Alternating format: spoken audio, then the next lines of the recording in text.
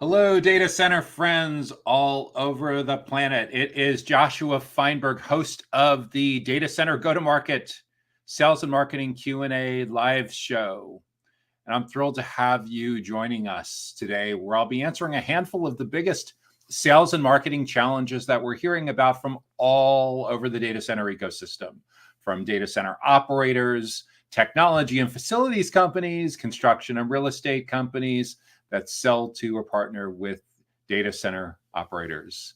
And regardless of whether you are in a sales, marketing, account management, product, channel partnerships, or executive sponsor role, if you are serious about elevating your role, your team's impact, and your company's growth path within the data center ecosystem, you are for sure in the right place. To make sure that you get notified about upcoming live streams and webinars like this, as well as related educational resources, make sure that you subscribe to our data center sales and marketing newsletter that comes to your email inbox each Sunday. You can subscribe directly on the DCSMI website at www.dcsmi.com.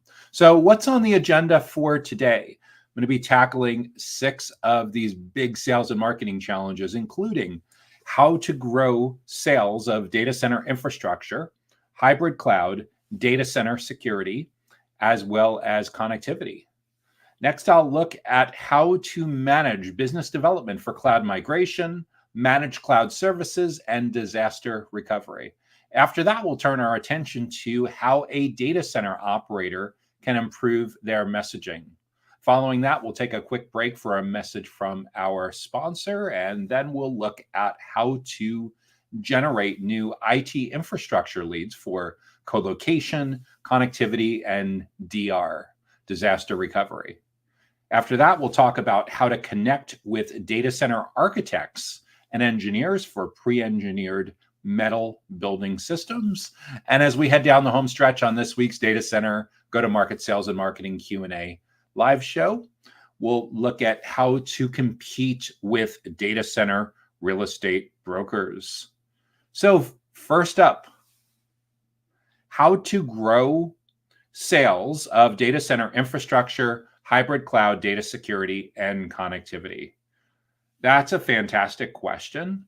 So we first need to know how big or how small your company is. We also need to know how big or how small your clients are. Why is that an issue? Because when it comes to areas as potentially diverse, but could be overlapping in product lines between data center infrastructure, hybrid cloud, data security, and connectivity, are these 4 separate lines of business that need to have 4 separate sales teams, 4 separate sales and marketing playbooks? Or do you have one set of potentially sales development reps and account executives that are selling all 4 of these lines of business to the same client base, to the same target accounts, to the same total addressable market? We're going to simplify things here and say that you've done a reasonably good job of integrating all 4 of these lines of business: infrastructure, hybrid cloud, data security, and connectivity, and you're selling all 4 of these products and services to the same client base. So in order to grow sales, we need to make sure that we have a really good handle on who exactly these clients are. And to do that, we want to first look at where your company is most successful. Where do you have the happiest clients? Where are they most satisfied objectively when you do your NPS, Net Promoter Score kinds of surveys, and you look at your reviews, your testimonials, and your case studies? And when you look at all of these leading indicators together, what kind of pattern recognition do you see? In some cases, you may want to dig into your CRM, your customer relationship management system, and see, what do these companies have in common at the account level? Where are they located geographically? Are they all tightly clustered together in a certain metro area? Are they spread out throughout an entire country? Are they spread out through several countries, throughout a full continent, or globally? So let's first get some clarity before we worry about growing sales on your ideal client profile. And the first place to start is we need to know geographically where you're in the best position to market, sell, and service these clients. because especially when it comes to the intersection of infrastructure and security, actually hybrid cloud and connectivity as well, there are for sure compliance and certification related issues that come up that are unique to certain geographical regions. So let's first get clarity on within your ideal client profile where these clients are going to be located. Second, let's also get crystal clear on what size they are. And the first instinct a lot of times for data center operators is to think in terms of square footage, square meters, kilowatts, megawatts. The reality, though, is when it comes to growing sales, a sales and marketing playbook, a GTM, go-to-market playbook, what we really need is we really need to normalize. We need to standardize based on number of employees at these accounts. Why is that so important? Well, the gold standard for databases for prospecting and growing sales is LinkedIn. 10 years ago, there may have been a little bit of debate, but now with over 1 billion active users worldwide, LinkedIn has won hands down as the standard like that. So, and LinkedIn has also been remarkably stable in the size bands that it's used over the years for how to categorize different size companies. So this is almost like a Goldilocks question. What is not too big, but not too small to be able to fit within your ideal client profile? In other words, when it comes to your 4 lines of business, data center infrastructure, hybrid cloud, data security, and connectivity, what kinds of companies are so small that they can't afford your minimums? That's the bottom end of the range, the minimum number of employees. The maximum number of employees at the upper end of the range is what kinds of companies are so large that their requirements for what they'd be looking for your company, you just may not be able to deliver successfully, either because the technical, the compliance, the legal requirements, the financial requirements, whatever it is, are just prohibitive for your company to meet. Or perhaps they would deal with a completely different kind of provider or do certain elements of this in-house or a little bit of all of the above. But I want you to get clarity when it comes to growing sales around the size range of what's a good fit for you. For a lot of companies that would offer those kinds of services, maybe it's a minimum of 50 employees and a maximum of 5,000 employees. Again, your mileage will vary depending on your capabilities, your team size, the compliance certifications, the geographic regions where you locate, team financial capabilities, a host of different issues. Then we also should get really clear about where we're trying to grow sales in terms of the nature of your clients' businesses, what industry they're located in, their business models. That's especially relevant because, again, going back to what I just mentioned a few moments ago about geography, certifications, and compliance tends to be anchored to the intersection of a geographic region and an industry, especially like if you sell into healthcare or financial services or government or education or something like that. There are for sure issues that come up that may qualify or disqualify your company from being a good fit for growing sales in those areas. So we need clarity on your ideal client profile. Geography, company size, and industry are really good starting point for that. Then within these accounts, as long as you're seeing strong enough pattern recognition, let's get crystal clear about who the most important stakeholders are in these accounts that we need to build relationships with to grow sales. And the way, once we have an account, once we have our ideal client profile, you can go ahead and build out a target account list of a couple dozen, a couple hundred, maybe a couple thousand companies that would fit perfectly in that ideal client profile or defining your addressable market. But it still comes down to building relationships with people within these accounts, the people we need to educate and build trust with. And the way we're going to define those, we're going to call those buyer personas. A buyer persona is a semi-fictional representation of an ideal client based on actual research and some select educated speculation.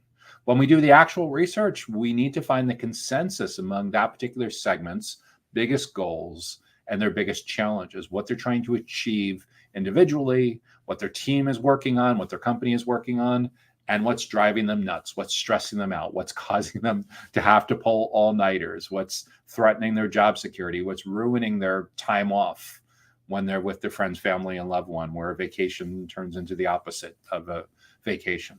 So taking all of that into account in their own words, and the way we're going to get their own words is we actually need to do real research. We also need to know the consensus on like basic demographics, the job titles, skills endorsements, especially with LinkedIn, certifications, where they hang out online and offline, who they're influenced by, and most of all, what causes someone like that to prioritize the kinds of initiatives that you're talking about that would be leading to a major purchase decision around data center infrastructure, hybrid cloud, data security, or connectivity. So once we have that in mind, the most important kind of stakeholder we'll designate as the primary buyer persona. The second most important kind of stakeholder that we need to build relationships with in these kinds of companies, we're going to call a secondary buyer persona. In some cases, there could even be a tertiary buyer persona, the third most important. We know decision by committee is now pretty much what you're going to see across the board on most major purchase decisions. There's a lot of stakeholders involved. The decision committees are getting even bigger. So we need to really understand who is on these committees and what do they care about. Because our entire strategy for getting in early and getting in often and earning the mind share of the right people in the right places at the right time, and most of all in the right context, so they see you and your team as the go-to experts in the space, we need to be really, really clear about what their top priorities are and how you and your client-facing team fit into that. And then once you have strong consensus on that, that will help you define what you want to be talking about, what you want to be talking about in your educational resources, what you want to be talking about at your educational events. And let's put all this together with the idea that in most cases, buyers of infrastructure, hybrid cloud, data security, and connectivity are now like most buyers in the data center industry in that they want a self-propelled buyer's journey. They're just doing tons of research before they're open to having a conversation with someone from your sales team. It used to be 10 years ago that people in that kind of buying motion would spend about half of their buyer's journey, about half of the sales cycle with someone from your sales team. Those days are long gone. Add in 10 years of digital transformation, baby boomers retiring, Gen Z and millennials getting into more decision-making kinds of roles, Gen X getting elevated more into C-suite, a couple of years of millions of people working from home at the beginning of the 2020s. And all of this has led us to the point now where Gartner found 83% of a typical buyer's journey is now over before vendor contact, before sales contact, 83%. So best case scenario, your sales team that used to have the luxury of being in about half of the time, getting invited into their side of the table about half of the time, is now completely marginalized. Most of your prospects are more sales allergic than they've ever been. And you're lucky if you get to spend 17% of the buyer's journey with them, if you keep doing things the way you've always been doing them. But there's a silver lining with all of this. Your direct competitors, your indirect competitors, your non-business competitors, non-business model competitors that are clinging to an outdated playbook are going to continue to be squeezed, commoditized, and marginalized in this whole process. But your opportunity is to turn that all on its head and to think about repositioning, repackaging, and showing up in a completely different way than you have in the past. This is like looking at your sales development reps, your account executives, your marketers, your account managers, your product managers, your channel partnership managers, and figuring out a way for them to show up early as educators, as consultants, as teachers, as trusted advisors, and some of them even rising all the way up to the level of being seen as thought leaders. Am I telling you that you should immediately go in and come up with better synonyms for job title that go in an email signature or on a LinkedIn profile or on a business card? Perhaps, but this is more a company culture mandate that needs to start at the top, at the C-suite in most companies like yours, because this is a really, really big cultural change for so many companies where they just decide they're going to draw a line in the sand and say, when it comes to anything and everything having to do with data center infrastructure and hybrid cloud and data security and connectivity, in this particular geographic region, for companies this size in these industries, gosh darn it, we are going to be the definitive go-to experts. There's going to be no one that's going to have more of a presence in the early and the middle stages of the buyer's journey and the end stages of the buyer's journey than our company. And those 28 touch points between complete stranger and purchase decision with researching, comparing options, and evaluating pricing. We are literally going to be the Wikipedia of data center infrastructure and hybrid cloud and data security and connectivity when it comes to our particular geographic region and these size companies and in these particular industries. And this isn't going to happen overnight. This is for sure a long-term play, but the stakes are ridiculously high because without this, your company, your sales team you're just going to keep hitting a brick wall. You're going to become driven into the ground, commoditized, marginalized, and there may be some cases where you have some really unique resources that nobody else can have on the planet because perhaps you have utility grid power right now that nobody else has. But other things being equal, it is a very different empowered buyer today than as recently as 10 years ago. And the sooner your company can wake up to that reality of showing up in the right places at the right time for the right people, and most of all in the right context, so that you're seeing the definitive go-to experts in your space, the easier it is to educate and build trust, earn attention, and stay with them throughout that full journey in a way that you dramatically influence how the whole decision committee evaluates the different alternatives that are in front of them. And make no mistake, if you are not present in the awareness and the consideration stages of the buyer's journey, your prospects and your clients are learning from someone. And that someone is going to be the one that shapes the criteria that they use to evaluate all of the different options that are in front of them. So the most important way to grow sales going forward when it comes to data center infrastructure, hybrid cloud, data security, and connectivity is to make it imperative, to make it super high front burner priority for your client-facing team to be the go-to experts, to be the teachers, the trusted advisors, the consultants, and the thought leaders that are the ones that are spending all of this time, as many of those 28 touch points as possible, so that there's no reason for your prospects and clients to want to go elsewhere for learning, for their professional development, for evaluating. And you'll know this is starting to work because you'll start to see some leading indicators in your data. You'll start to see, like, for example, you put out an ebook or you put out a webinar event registration, and you look down and you see your registration notices and you see 4, 5, 6 people from the exact same company just registered within an hour or two of each other. Probably not coincidental. They're actually following your cue. You told them, like, who else should be at this, who else should be reading this, and they forwarded it around, and it's awesome. The decision committee is learning together within the walled garden of your resources, within the walled garden of your breakfast seminar, your lunch and learn, your webinar series, your educational webinar series, whatever it is. Second leading indicator that this is working is not only are they consuming your educational resources, your podcasts, your blogs, your live streams, your webinars, attending all your events and your tours and everything like that. Not only are you seeing strong signs of interest there, you get to the first meeting when they're finally at the decision stage and you go in and you meet with them and they're quoting you. Hey, Joshua, you know, on page 17 of your ebook on what every mid-market manufacturing CTO needs to know about SOC compliance, you mentioned these 3 areas. Well,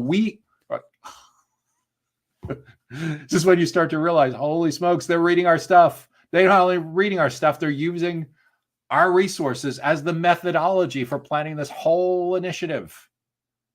Do you think that's going to knock out some of, for sure you're on the short list, but in many cases, your educational experience, the resources that you brought to the table for them have neutralized all of the other competitors. So by the time they're getting to the decision stage, price competition is gone. You're the last person standing. You're the last team standing. Maybe you and one others perhaps, but you've used this as an enormous, enormous competitive advantage to shape the criteria. And by the way, the flip side of this is, because your prospects and clients are studying the heck out of your educational resources, you better make sure that your internal team members are also up to speed and trained and know your internal resources cold. Because the last thing in the world you want to see is your account executive go in and one of your prospects is quoting page 17 of your SOC compliance ebook, and your account executive is like, what ebook? We have an ebook on SOC compliance. Like, so yeah, this is why this is a company culture mandate. So when it comes to growing sales of data center infrastructure, hybrid cloud, and data security and connectivity, it's critical to recognize how much of the buyer's journey has changed. It's crucial to recognize that they now want a self-propelled buyer's journey, and your golden ticket in to earn attention on their side of the table throughout the awareness and the consideration stage is reframing, repositioning your client-facing team so they can show up early and often. Both of those are super important. You can't just show up early. You got to show up early and often in the context of being seen as teachers, consultants, trusted advisors, and subject matter experts. That's how you grow sales of data center infrastructure, hybrid cloud, data security, and connectivity in today's hyper competitive marketplace. Next question up.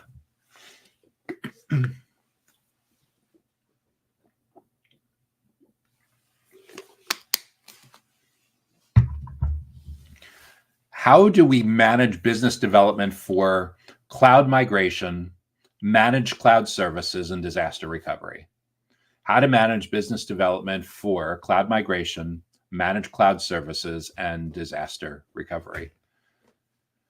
So the first place I'd start is we need to figure out, are you selling commoditized versions of these products at a relatively low price point to small and medium-sized businesses, or are we selling to the mid-market and enterprise?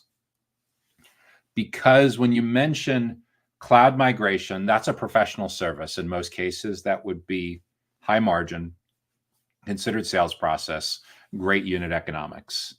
Managed cloud services, probably somewhere in the middle between a commoditized service and like full-blown professional customers, full-blown professional services and disaster recovery. Again, it could be all over the map, but I think what's super important to first figure out is from a product management roadmap differentiation point of view, are we talking about skewed services that are purchased almost like e-commerce on your website? Or are we talking about services around cloud migration, managed cloud, and disaster recovery, where for sure it's a considered sales process?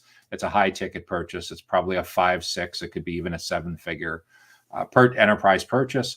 But again, it really comes down to who you're targeting. Is this small and medium-sized business? Is this channel partners of small and medium-sized business? Is it legitimately mid-market, meaning at least 500 employees on up? Or is it legitimately enterprise, like thousands of employees and selling at a very different price point? So when you think about things like unit economics, understanding your lifetime client value, your LCV, your client acquisition costs, your CAC, your average sales cycle length, these all play large in how you decide to staff up your business development playbook around this in terms of marketing, potentially sales development reps, SDRs, AEs, account executives, potentially account managers for post-purchase. And generally, the larger the client that you're selling to, the more sophisticated and the more finely nuanced, the more highly trained your whole go-to-market, your whole business development motion needs to be.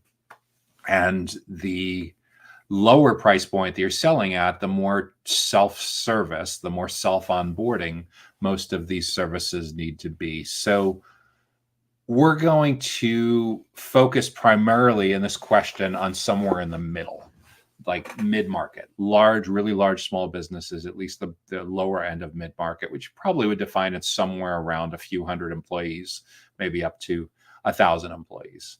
And at that size, when it comes to managing business development, we need some guardrails. So first, get your ICP, your ideal client profile, in good shape so you know exactly what countries, what parts of those countries, what continents, the geographic part of where you can successfully sell these cloud migration, managed cloud services, and disaster recovery into. Can you really truly market, sell, and service globally? Or are you better suited to service in a particular region of the world, on a particular continent, in a particular country? So that's important to know. Second, size. We just talked about why size has such a huge impact on how to approach business development and product development when it comes to all three of these categories: cloud migration, managed cloud, and DR, disaster recovery. And then there's the post-service part of that, how well suited you are to provide the kind of services that they're going to expect on a regular basis. And all of this, when it comes to your ideal client profile, also requires some care around the industry that your target accounts are in, that your ideal clients are in. Because when it comes to highly regulated industries, either you're able to successfully meet the compliance requirements for these highly regulated industries, or you're not. And in some cases, the compliance requirements are unique to particular geographic regions. That's why I always encourage people to think about geography, company size, and industry before you get too far. And then from there, you can build out your target account list, a couple dozen, couple hundred, maybe a couple thousand companies that you ideally want to be able to market and sell to. And then within those accounts, who are the most important stakeholders that you need to educate and build trust around what's top of mind for each of those, their biggest goals and challenges when it comes to anything and everything having to do with cloud migration, managed cloud, and disaster recovery. Because we know, like, if you're selling to a CTO, they're going to likely care about different issues than a CFO. And a CFO is going to care about different issues than a ESG person or a compliance manager or a director of network engineering or a CISO, a cybersecurity person. Each will care about slightly different issues. So it's not so much that you need to build out 5, 6, 7 different buyer personas. What's most important is for the nature of your business model and where you've had success is to look at your testimonials, your case studies, your closed deals that are sitting in your CRM and see what they have in common, both at the account level and the individual stakeholders that are involved. And the most influential stakeholders are involved in your sales process where you've had the most success. You'll want to prioritize your most important kind of stakeholder that you're targeting will be designated your primary buyer persona. The second most will be your secondary buyer persona. And really complex enterprise sales, there may be 3 different buyer personas that you target, a tertiary buyer persona. There may also be somebody that if they show up, they're going to completely derail your sales process. We'll call that a negative buyer persona. We're trying to stay away from that person because it's the kiss of death to you moving forward successfully with that kind of client. But all of those things come into account when it comes to managing business development, understanding what's going on at the account level, understanding what's going on at the individual stakeholder level, and then figuring out a way for you to add as much value as possible throughout the full buyer's journey for those really important stakeholders. So understanding what their biggest goals and challenges are and providing phenomenal educational resources and events experience so that they want to spend time with members of your team throughout their research, comparing options and decision-making process. So that if you think about like 28 touch points between complete stranger and purchase decision, what can you do to set the stage so they spend as many of those 28 touch points as possible with a member of your team? Because when they do that, not only are you starving oxygen away from competitive forces, but they're falling in love with your resources. And by extension, they're falling in love with your brand and falling in love with your company, which nearly guarantees that you stay on the short list. In some cases, the experience is so over the top, incredibly valuable, that by the time they get to the decision stage, there's no short list anymore. Your company is the short list. In other words, you won because they spent so much time with your team members already that they can't see going in any other possible direction than your company. And this is something that was a nice to have like 10 years ago, but in today's self-propelled buyer's journey, where like 83% of a typical journey is over before sales contact now or before vendor contact, it's become indispensable. 10 years ago, you could get away with a more traditional business development playbook because back then your buyers would typically spend about 50%, 56% was the number at the time of their buyer's journey with someone from your sales team. Now it's like 83%. So even in the best kind of scenario, you're only in there like 17%. That's the best it's going to get. And the only way that you're going to break out of that sales allergy and get to spend more time with your prospects and clients is to show up in a way that they want you to show up. They're learning. They're figuring out how to get things done in their company to achieve their business goals, their technology goals, to deal with their biggest challenges, their biggest stressors, but they're not actively seeking vendors till they're nearly at the end. And they're certainly not open to having vendor conversations until they're at the end. And the way you're going to circumvent that, the way you're going to work around it, is to think about repositioning or repackaging most of your client-facing team to now show up as consultants. And consulting that's so valuable that it feels like they're dealing with a big four firm. So the level of consultative sales that your SDRs, your sales development reps, and your account executives, your AEs are able to provide, that it feels so good, that it feels like they're speaking with someone from KPMG or EY or PwC or Deloitte or something in that context. And your account managers post-purchase, your customer success managers should be so next level that it feels like they're talking with like the MBA version, the Masters in Business Administration version, or like the PhD level version of the Big Four consultant. That's how intensely, insanely valuable those interactions need to be from the standpoint of your prospects and clients. So they want to spend lots of time with members of your client-facing team. So going forward, that's how most companies should be managing business development when it comes to cloud migration, managed cloud services, and disaster recovery. Next question up.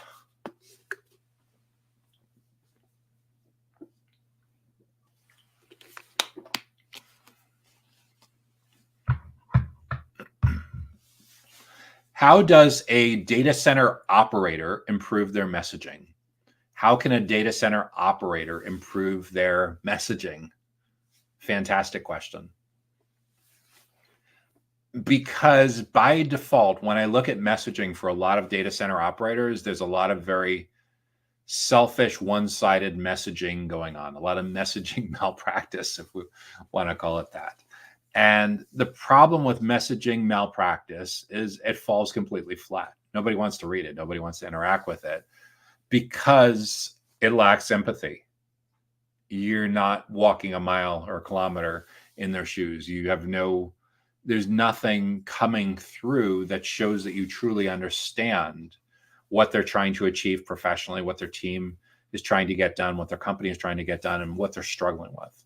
And it's only when you get that extreme empathy and extreme clarity and understanding about what your prospects and clients are going through and how your company might be able to help them. It's only when you've achieved that you're able to document buyer personas and you're able to get the language down in their own words of what your messaging needs to look like to resonate.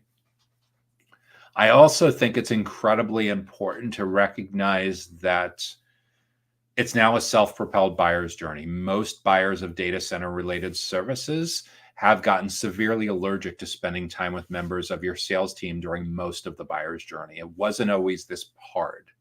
It used to be 10 years ago that prospects for data center operators selling infrastructure, your prospects would typically spend about half of the buyer's journey with members of your sales team. Now they're spending a very small percentage, like maybe 17% of the buyer's journey with members of your sales team. So you and your client-facing team need to work a lot harder to show up early and often. And in many cases, your messaging is taking the place of what used to happen in face-to-face conversations. Go back and repeat that because it's a huge, huge unlock with all of this.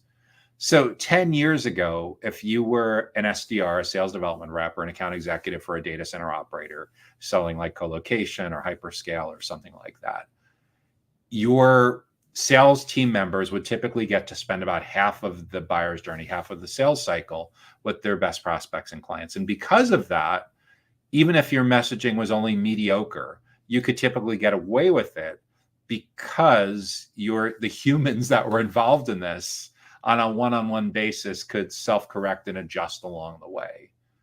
Now we've gotten to the point with an additional 10 years of digital transformation, millions of people working from home in the first couple years of this particular decade, a lot of baby boomers retiring and more Gen Zs and millennials in decision-making roles. Now we're to this point where the self-driven buyer's journey is the predominant buyer's journey. And what used to happen in face-to-face one-on-one conversations now happens through messaging. And it's text messaging, it's reading, it's image-based, it's graphical kind of messages, it's video messages in all ways, shapes, or forms, live video, on-demand video, long-form video, medium-length form video, short-form video. All of this is messaging. And so much of the messaging now happens as a substitute for what used to happen face-to-face. And no matter how hard your client-facing team members want to try to rig up the DeLorean and the flux capacitor from Back to the Future and head back to a time when it was easier to get in front of prospects and clients, time has marched on. We need to accept the present day reality and understand that the messaging, text, image, video is incredibly important. And the way we nail relevance is we get super clear about our ideal client profile. We get crystal clear about who the buyer personas are that matter the most in our full buyer's journey.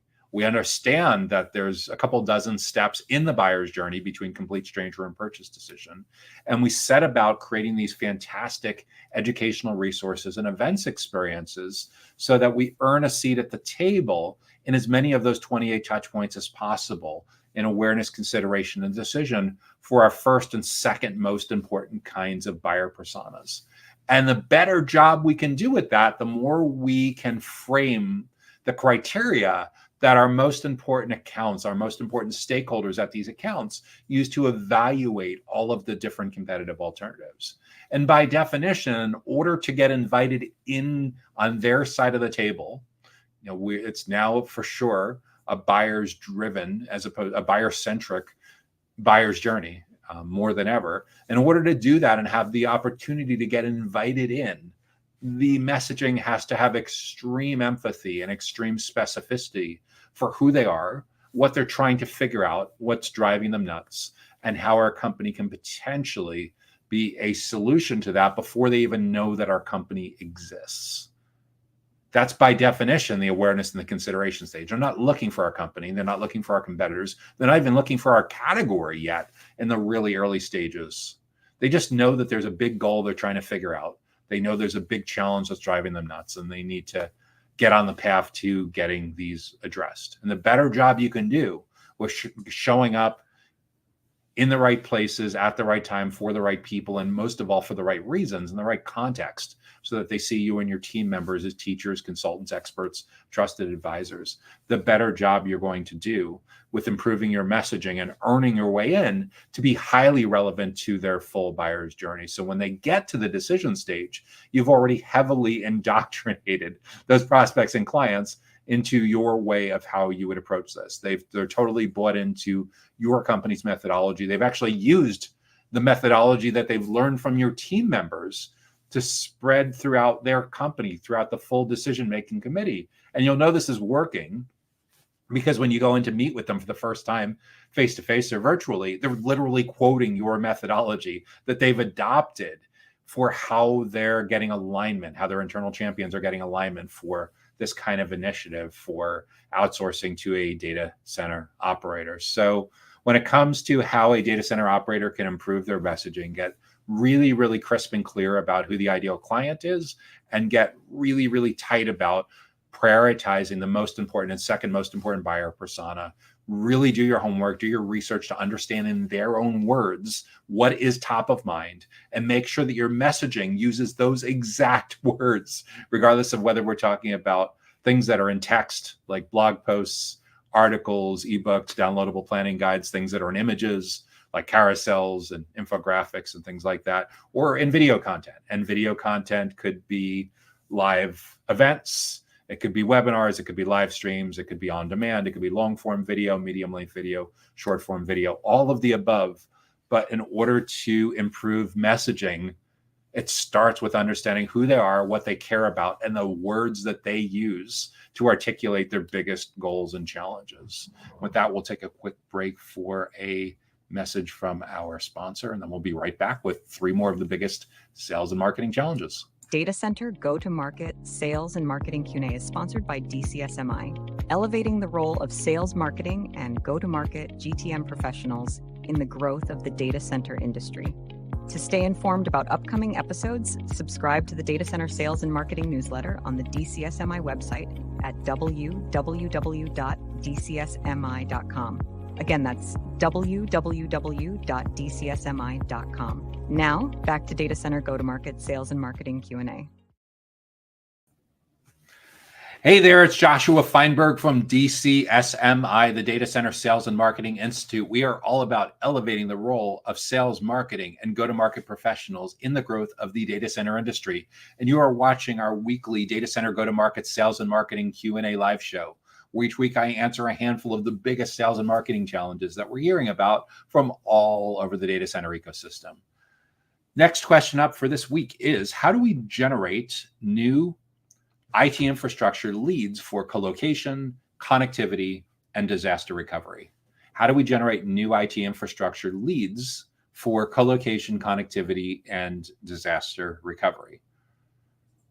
So what it sounds like is your company has 3 different lines of business.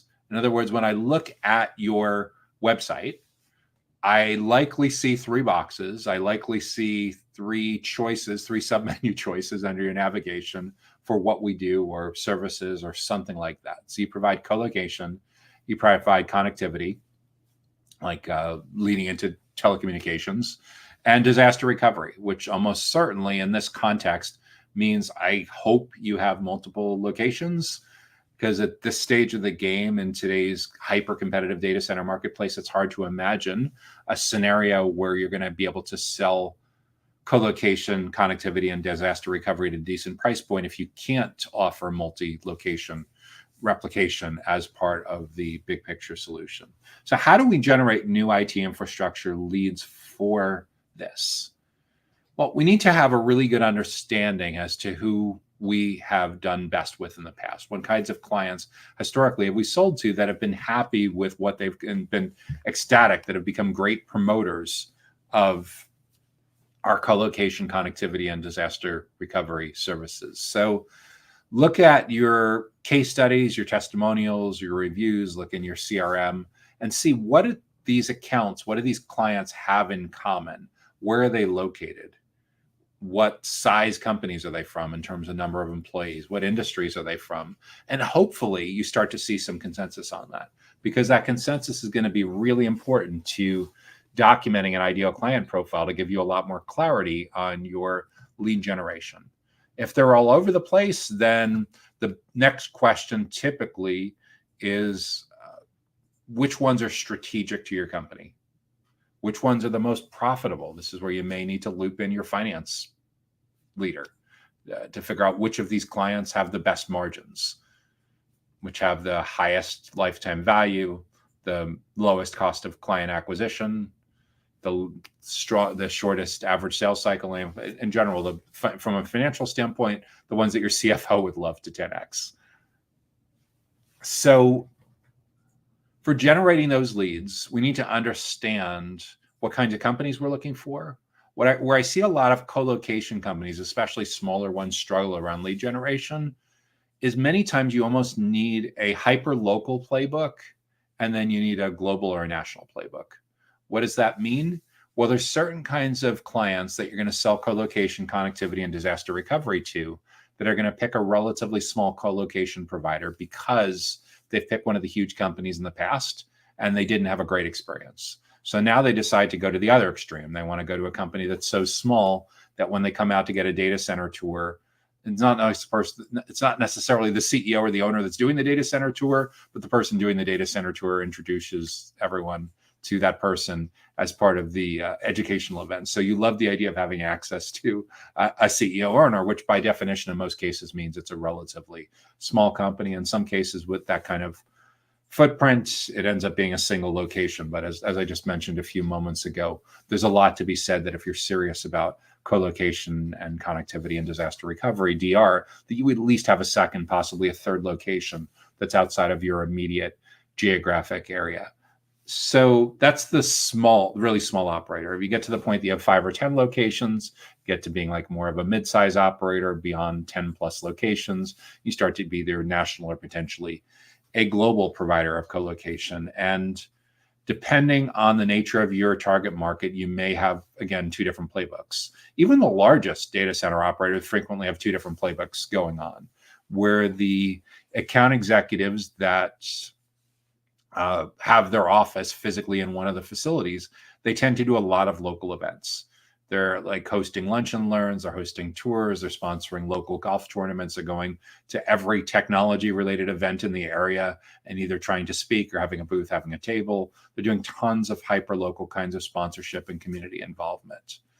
That's a very different kind of playbook than recognizing that in addition to prospects and clients that can drive to your facility that are probably within a 30 to 60 minute drive, there may also be a significant amount of leads and opportunities with companies that are anywhere from hundreds to thousands of miles, hundreds or thousands of kilometers away from your facility. And they're specifically targeting your geographic region because they need a presence in your geographic region for like edge reasons, for latency sensitive applications where they need to have a physical presence, some cases for governance reasons, but they're not in your local area. They can't drive there in a half hour to an hour. But they specifically are looking for a provider in your local area.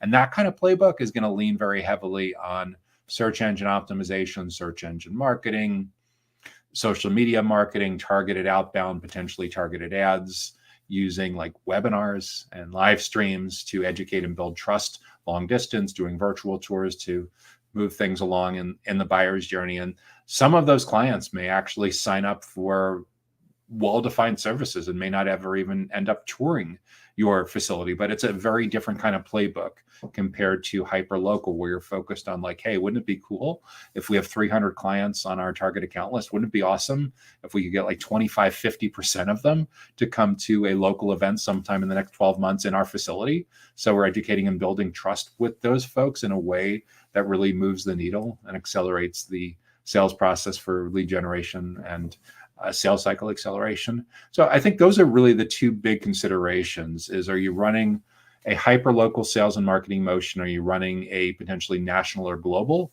motion?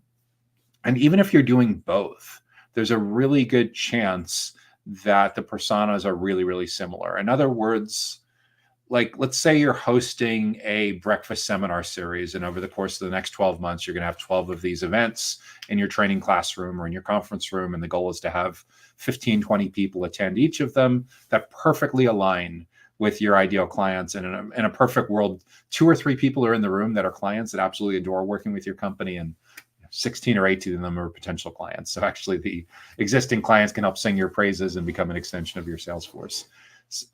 The content that you would create, the deck that you would create to present at a like educational breakfast seminar or lunch and learn or symposia is largely the same kind of deck that you can use presenting on a webinar or presenting on a live stream. So there's a lot of cross-pollination between the two.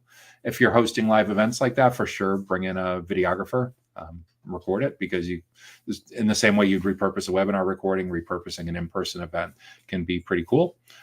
Being able for people that are interested in being on camera to talk about takeaways from what they learned from the event, that can be just as cool or even cooler. That gives you great social media content. But be really, really deliberate about your ideal client profile at a company level, where you think you can win the best, and be super specific about the kinds of people, the kinds of stakeholders in those kinds of companies where you really need to build relationships and educate and build trust. Another thing that I'll just put out there for generating IT infrastructure leads for colo connectivity and disaster recovery is a lot of colocation operators do really well with channel partners.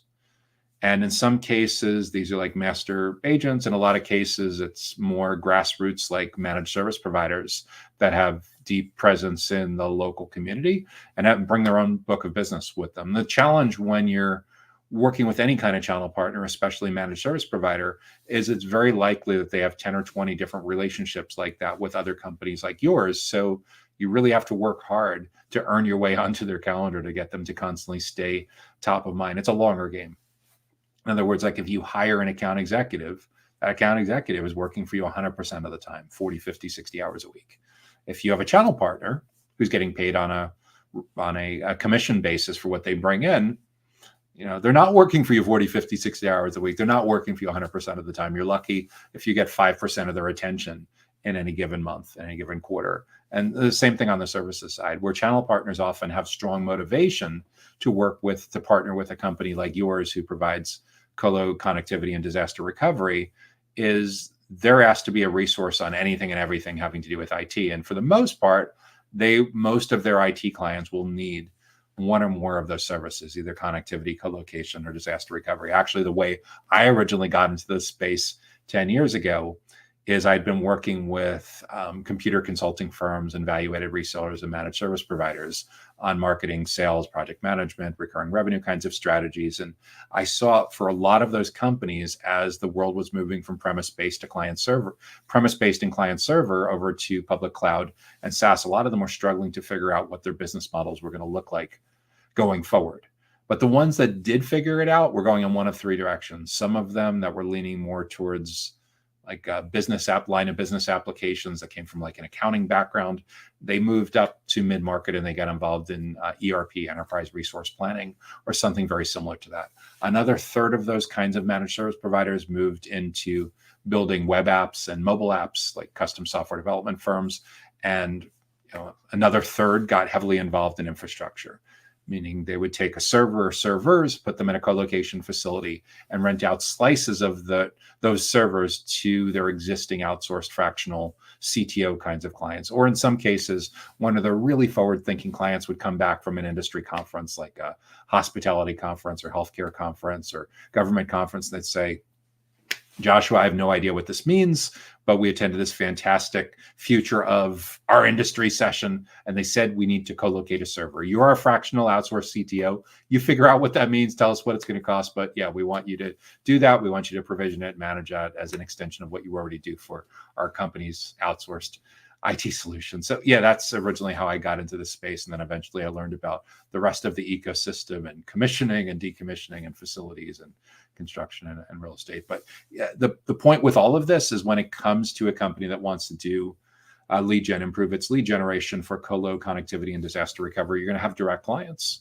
That may be 80% of your lead gen, but you may also want to reserve 20% of your lead generation efforts to focus on recruiting, building relationships with channel partners. That can take a while. It definitely can be a longer, but it also they can stay with you for literally years and end up bringing in multiple clients every year going forward for several years in a row as an extension of your company. So that's how I would approach generating new IT infrastructure leads for co-location, connectivity, and disaster recovery. Next question up is,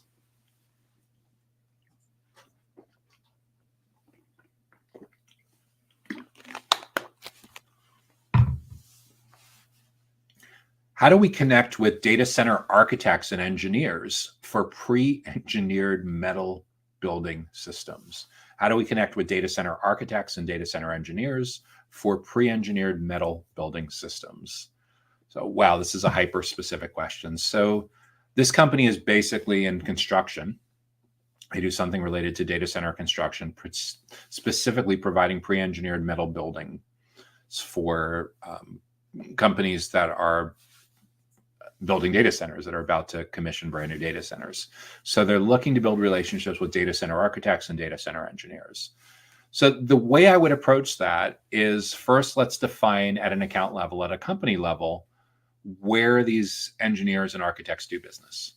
Because when it comes to both architects and engineering, they're almost certainly licensed and regulated by some kind of governing body.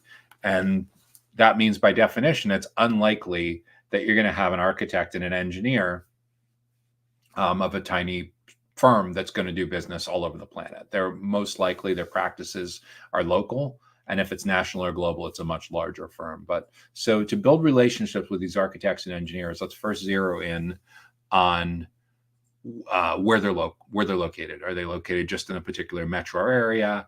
Are they located throughout? Do they do business throughout an entire country or throughout an entire continent? But let's get clarity first on where these architects and engineers are located that you want to build relationships with. Second, what size companies are they from? In other words, the architects and engineers, depending on the size of their company, probably also tells you quite a bit about the size of the clients they work with.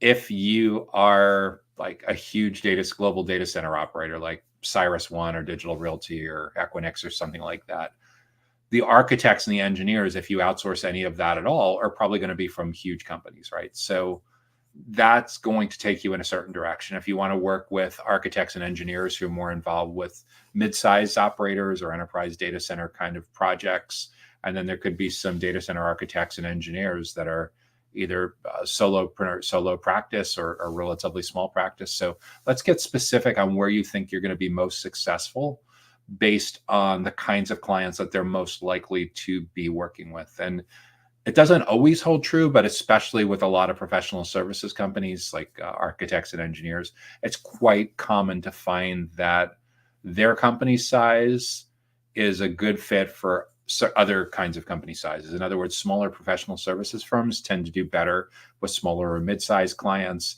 and much larger, like professional services firms with hundreds of employees or thousands of employees, they tend to stick with larger data center operators, larger enterprise data center buyers. So getting specific on the company size that these architects and engineers work with, I think will serve you well. And then in addition to all of that, are there certain industries that they tend to specialize in? And you'll know that this is an issue because when you go to the websites for these architects and engineering firms, on their homepage and on their who we work with kind of pages, you'll see certain specializations that they have. Industrial real estate, industrial construction is usually the major category, but there can be subcategories even within there. So to connect with them, we're going to define at account level where they're located, their company sizes, and any specializations they have. From there, we should be able to build a target account list of the ideal architecture firms and engineering firms that we want to build relationships with. And then we need a buyer persona researched and built out, analyzed and built out for each of these stakeholders that we need to build relationships with, that are going to be super interested at some point in learning more about our pre-engineered metal building systems. But early on, it needs to be all about them. What is top of mind for a data center architect? What is top of mind for a data center engineer? What are their biggest goals? What's the consensus on that? That when you interview several of them, you start to see pattern recognition. So we need to document in their own words. And the same thing with both the architects and the engineers. And from there, we should be able to build an educational content strategy, an educational event strategy, where we are providing enough value that they actually want to spend time with members of your client-facing team, because we're able to help them do their job better. We're able to serve as a resource. We're able to be seen as a teacher, a consultant, a trusted advisor, and a subject matter expert. Now, if you don't currently have subject matter experts internally within your company that builds pre-engineered metal building systems, then your goal is to get with the people within your company who know the space reasonably well, who have worked with architects and engineers, and set about being able to be a curator of great expertise around that. So this is where starting like an interview-based podcast, having lunch and learn panels, having webinar panels where you're bringing multiple external experts, and then you're serving more as a media company interviewer, facilitator, moderator of multiple experts from the space that would add a lot of value that data center architects could learn from, data center engineers could learn from. But that's a huge, huge unlock for having strong presence in the early and the middle stages of the journey today, when so many people in the data center ecosystem, including architects and engineers, really don't want to spend a lot of time with salespeople anymore. But they always need to be learning. They always need to be keeping their skills sharp. So if you're able to show up as a trusted advisor, a consultant, a subject matter expert, a teacher, or perhaps even a thought leader, then that starts to grab them by the virtual shirt collar in their feed and pulls them in, and they see it as worthy of their attention, because you've you've brought these resources to bear that helps them do their job better, that helps their team achieve their goals, that helps their team power through something that they're currently struggling with, that's stressing them out. So in order to connect with them, we need to understand what's top of mind for them. We need to understand where they hang out online and offline. And then we need to figure out a way to be able to trade enough value, that we're able to provide enough educational value that they actually want to spend time with members of your client-facing team in this kind of context. That's the best way to connect with them. Because if you keep connecting with data center architects and engineers the same way you would have 10 years ago, you're probably not getting in early enough to have a meaningful impact on how they evaluate and compare the different options that are in front of them. And this is the mistake that a lot of account executives and sales development reps are making in this space, is they really haven't adjusted their playbook in recent years, even though the market has completely changed, even though most of the stakeholders now prefer a self-driven buyer's journey. So a lot of the education and trust building that used to happen face-to-face is now happening more in a self-guided motion. It's happening because they're reading blog posts and articles, downloading ebooks, watching videos, listening podcasts, attending webinars, interacting and learning from people on LinkedIn. These are all huge, huge things that were kind of sort of around 10 years ago, but they're now the predominant way that data center architects and engineers would learn from a company like yours going forward. So the question is, has your company's leadership caught up to this reality? And are you making it imperative for data center architects and engineers to see your company as the be-all end-all experts when it comes to anything and everything having to do with pre-engineered metal building systems? Or are you selling the same way you have for decades without really adjusting to this new reality? And we're in this new reality because as more and more digitally resistant people retire and more Gen Z and more millennials are in these decision-making roles and Gen X are getting elevated into these roles, it's the digital buyer's journey has become the predominant buyer's journey. The interesting part, I'm Gen X, and everyone that I know that's 10 or 15 years older than me that still actively works in the data center industry, like baby boomers, they all attend webinars, they all watch videos, they all listen to podcasts. So I don't know who this metaphorical person is that people think still exists that's that digitally resistant. So if you're serious about connecting with data center architects and engineers, in order to do this the right way, you need to be showing up more like consultants and trusted advisors and less like a vendor.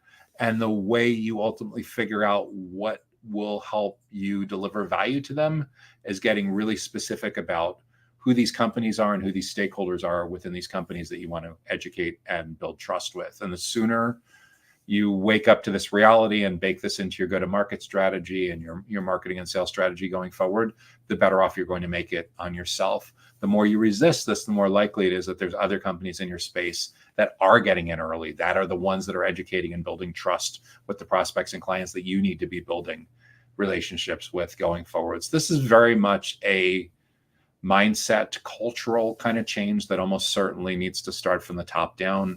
If you're from a relatively small company with a couple dozen or even a couple hundred employees, this literally needs to come down from like your CEO or your chief commercial officer, chief revenue officer, chief marketing officer, someone like that needs to be your internal champion.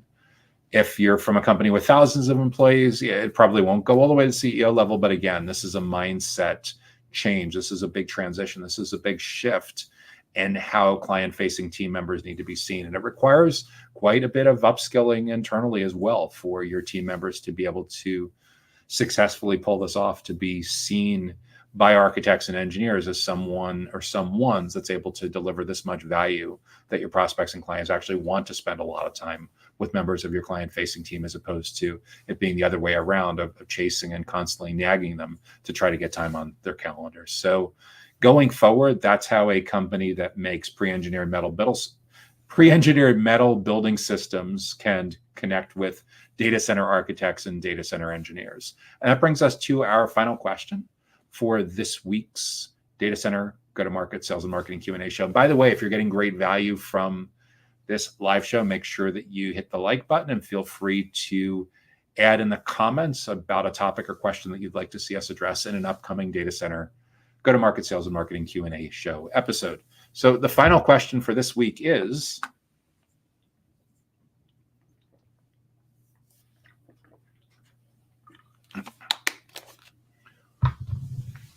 how do we compete with data center real estate brokers? How do we compete with data center real estate brokers?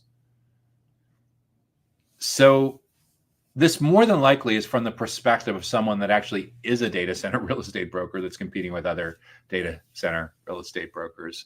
And what's interesting is among the data center ecosystem, when you look at operators, technology companies, facilities companies, construction and real estate companies, the construction and real estate parts of it, especially the real estate parts, have in many cases lagged a little bit in catching up to the self-driven buyer's journey. And it's really strange because the stakeholders that they're trying to build a relationship with have already shown very strong signs of moving towards this self-driven journey, regardless of whether you're talking to a development executive or a construction manager or someone from a private equity firm, they're all showing very, very strong signs of navigating journeys today very differently than they did as recently as 10 years ago. They're all reading blogs and email newsletters, and they're super active on LinkedIn, and they watch videos and they attend webinars and they ask questions on LinkedIn among their peers. And most of this existed 10 years ago. It's just that now we've started to see this self-driven journey take a lot of oxygen away from a very traditional interruption-focused sales and marketing playbook. Granted, there are, in the DCRE and data center real estate, there are for sure some of the large companies that do a fantastic job with publishing great research reports and holding great educational events and webinars. But especially in the smaller companies that are resource constrained, there seems to be a very, very quick drop off on digital adoption, on thought leadership, on positioning more as consultants and subject matter experts, mostly because they likely believe that that they have something that's so unique and so special that their prospects and clients will engage with them no matter what. It doesn't really position them to be very competitive. And I think what, in many cases in the DCRE space, they're overlooking is that the topics they want to talk about are often not just talked about in data center real estate context. They're talked about throughout the full data center ecosystem. So when you look at like a competitive analysis for a data center real estate firm, they may be looking primarily at their direct competitors that they know of. So like CBRE, JLL, Colliers, 5-10 huge global firms in this particular case. And then in smaller markets, there's more mid-sized companies. And then in localized markets, there's hyper localized small firms. They're looking at their direct competitors, the ones that can be a real thorn in their side, sometimes the ones that they cooperate with. They're probably not considering their indirect competitors very much. Those are the ones that don't have a strong presence in their geographic market. And for sure, they're almost certainly overlooking non-business model competitors. What are non-business model competitors? Either other companies, other entities that create content about a topic that's of strong interest to your most important buyers, but don't do anything having to do with data center real estate. So in other words, like when a media company or an events company puts out a fantastic research report or has a fantastic in-person event or virtual event about your topic, they're not a thorn in your side for direct competition, but they're a real thorn in your side for getting the attention of the prospects and clients that you want to have the attention of. Because at the end of the day, there's only so many things that can surface on page one of a search results page or on top of results for when someone asks a question to ChatGPT or Copilot or Perplexity or Claude or Gemini or any one of these large language model kind of query tools that are on their way to somewhat taking a dent in traditional search engine optimization, traditional search engine results pages. And same basic issue with YouTube. Someone goes to YouTube and they tell me about the state of the data center real estate market in Chicago or London or Sydney or Dubai, whatever it is. And there's only so many videos that can show up above the fold that are going to actually get significant amounts of watch time. And same thing going on LinkedIn, is especially with things where surfacing to the right buyers is a function of an algorithm. Now you can get around some of that algorithm if you use traditional outbound prospecting. In other words, you have a target list of potential construction managers, potential data center developers, people at private equity firms, whoever your target audience is, whoever your ideal client is. So you can build a target account list. You can document your ideal client profile. You can hit a tool like LinkedIn Sales Navigator and do outbound prospecting. You can run ads for a lead generation offer through LinkedIn Campaign Manager and get really, really specific about the accounts, about the companies, about the people within those accounts that you want to capture the attention of. But what's super important to keep in mind with all of this is throughout the full data center ecosystem, and I think there actually are some data center or real estate professionals that think that they're immune to this, but they're not. Your buyers now are just doing a ton of research before they're willing to talk with you. Your prospects are just doing a ton of self-driven research on their own before they get to you, to the point where by the time they get to you, there's a lot of expertise that they've accumulated from consuming just tons of great content and events experiences online. And it used to be 10 years ago that you would spend like half of a buyer's journey. Like at the time, it was 56% of a buyer's journey before sales contact or vendor contact. Now it's like 83% of a typical buyer's journey is over before sales contact or vendor contact. So best case scenario, you're only in the room for like the last 17% of that research and decision-making process. And the only way you're going to earn your way back in is to now show up as the consultant, as the teacher, as a subject matter expert, as a trusted advisor, perhaps even as a thought leader about anything and everything having to do with data center real estate. By the nature of how most DCRE companies operate, the expertise is usually unique to a specific marketplace. But I would encourage you, if you don't yet have a strong presence on LinkedIn, if you don't have a strong blog, if you don't have a strong YouTube channel, if you don't have a strong podcast or webinar or educational event series, like now is the second best time to get started. The best time to get started was a year ago, 5 years ago, 10 years ago. But the more you kick this down the field, the harder it's going to be to compete, because this is the new competitive battleground. Your brand is no longer just, it used to be 10 years ago that a brand in this industry was controlled by a creative director, like your logos, your hexadecimal colors, your fonts, your brand guide. If you've ever gone to a small conference and you were in charge of like signage or something, you know firsthand just how much you can get caught in the weeds when it comes to making sure that your collateral and your signage and everything is aligned with brand. Fast forward 10 years ahead, and your brand is no longer just about those superficial aesthetic kind of decisions. Your brand is everything that the marketplace says about you when you're not in the room. And given that you and your company are really not in the room for very much of the buyer's journey anymore, your educational resources need to take the place of what used to happen in these one-on-one conversations. So these educational videos, these podcasts, these webinars, these articles, these buying guides, these infographics, these research reports are incredibly important. And these are significant investments, and it can take a while to see results from these investments. But I can tell you without a doubt, the companies that are knocking it out of the park, that are likely kicking your company's butt, if you're asleep at the wheel on this, are companies that have been investing aggressively in these kinds of initiatives for years. So again, the best time to get started is today. The second best time just to get started was, the longer you kick this down the field, the harder it's going to be to stay relevant going forward.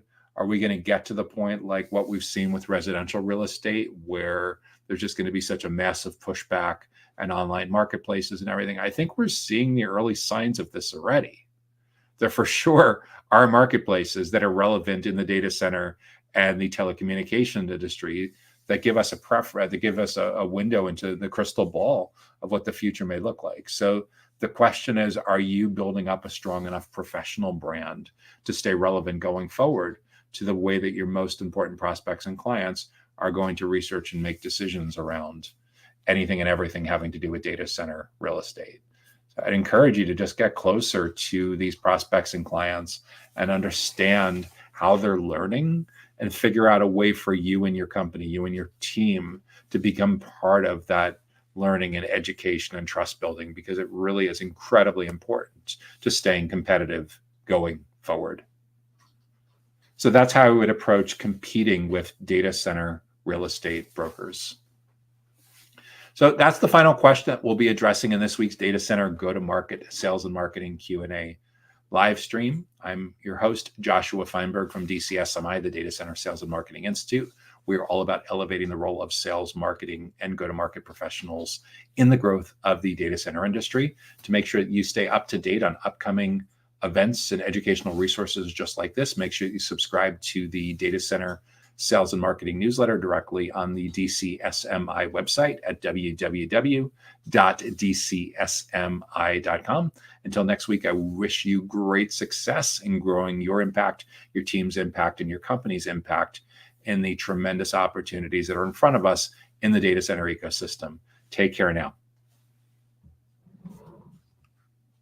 Data Center Go-to-Market Sales and Marketing Q&A is sponsored by DCSMI, elevating the role of sales, marketing, and go-to-market GTM professionals in the growth of the data center industry. To stay informed about upcoming episodes, subscribe to the Data Center Sales and Marketing newsletter on the DCSMI website at www.dcsmi.com. Again, that's www.dcsmi.com.